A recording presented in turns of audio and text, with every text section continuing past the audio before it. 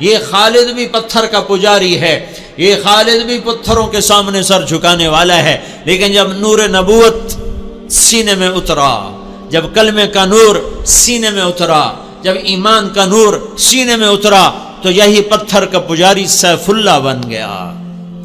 موتا کی جنگ ہو رہی ہے، موتا مدینہ سے کوئی 700 میل کے فاصلے پر ہے۔ اردن میں ایک جگہ ہے موتا، جہاں روم 1 لاکھ ہیں اور مسلمان 3000 ہیں۔ 3000 کا لشکر 1 لاکھ سے ٹکرا رہا ہے۔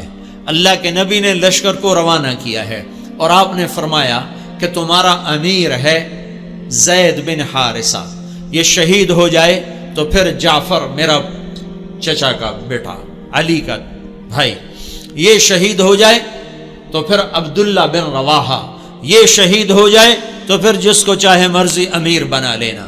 ایک یہودی کھڑا سن رہا تھا، وہ کہنے لگا ان تینوں کو شہادت کی بشارت، نبی جو کہا کرتا ہے اگر کے ساتھ، وہ اگر بھی حق ہوتا ہے، وہ اگر بھی شک نہیں ہوتا، وہ حق ہوتا ہے۔ یہ 3 وصیت کر کے جائیں، یہ واپس نہیں آئیں گے۔ تو میں موتا کے میدان میں گیا ہوں 1991 میں، جہاں یہ جنگ لڑی گئی، اور وہاں جو شہداء ہیں ان کی قبروں کی زیارت کی، ایک ایک قبر پہ جا کے فاتحہ پڑھی۔ تو ایک لمبا چوڑا میدان ہے اور 3000 کے لشکر کے آگے 1 لاکھ آگے۔ تو زید رضی اللہ عنہ لڑتے لڑتے شہید ہو گئے۔ اللہ کے نبی مسجد نبوی میں بیٹھے ہوئے ہیں، بیچ میں 700 میل کا فاصلہ ہے، تو مسجد بھری ہوئی ہے۔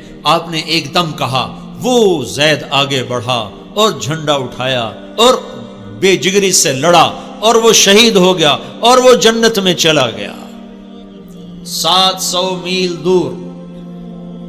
پھر آپ نے کہا اب جھنڈا جعفر نے اٹھایا ہے اور وہ آگے بڑھ رہا ہے، اور وہ آئے ہے۔ جعفر کی عمر تھی 33 سال۔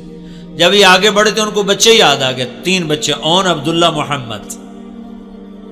ان میں اون اور محمد یہ کربلا میں شہید ہوئے۔ ایک بیٹے عبداللہ بچے، جیسے حسین کے ایک بیٹے زین العابدین بچے۔ ساری جعفر کی اولاد عبداللہ سے ہے، ساری امام حسین کی اولاد زین العابدین سے ہے۔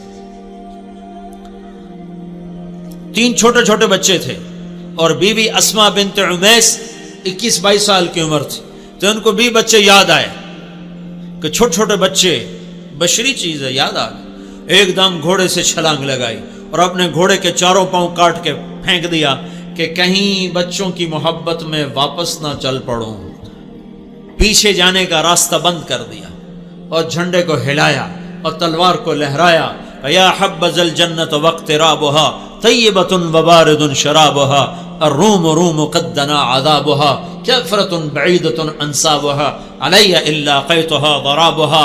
آج روم تیار ہو جاؤ، آج میری تلوار تمہارے خون کی پیاسی ہے، اور اے جنت تو بھی تیار ہو جا، میں تیرے میں آ رہا ہوں، تو میرے استقبال کو تیار ہو۔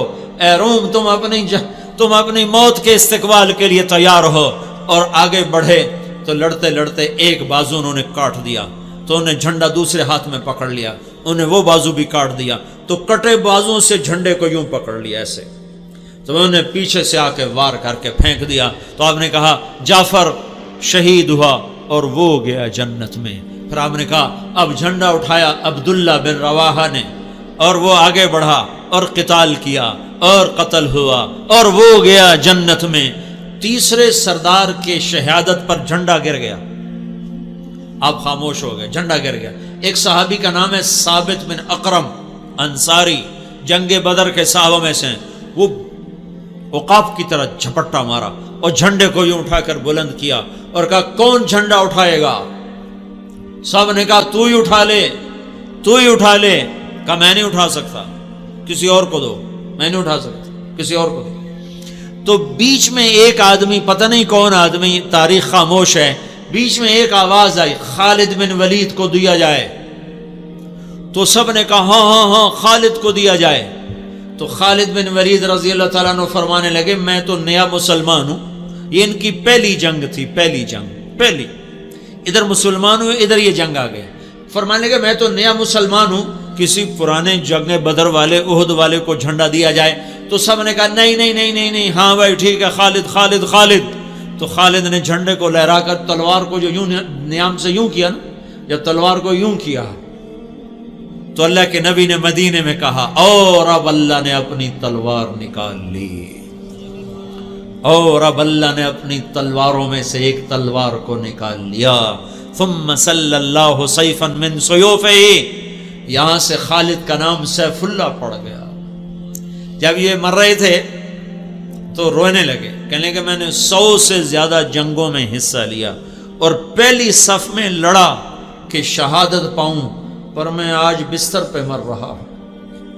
تو علماء لکھتے ہیں خالد بن ولید 100 کی بجائے 1000 جنگ میں بھی شرکت کرتے تو یہ شہید نہیں ہو سکتے تھے۔ یہ سیف اللہ ہیں، اللہ کی تلوار ٹوٹ نہیں سکتی، اسے کوئی توڑ نہیں سکتا، ان کا لقب ان کی شہادت میں آڑے آ گیا۔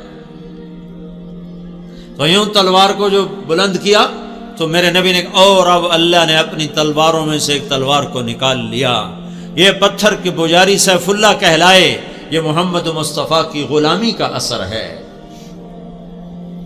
کلن وعد اللہ الحسنی، 1.25 لاکھ انسانوں کا واحد مجمع نبیوں کے بعد جن کو زندگی میں مرنے سے پہلے اللہ نے وعدہ کر دیا، اے میرے نبی میرا وعدہ ہے تیرے تمام صحابہ کو جنت عطا کروں گا، سب کے لیے وعدہ۔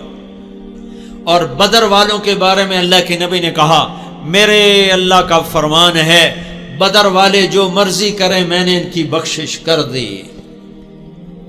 تو میرے بھائیو غلام رسول بنو، غلام رسول بنو، غلامی رسول میں دنیا اور آخرت کی عزتیں ہیں۔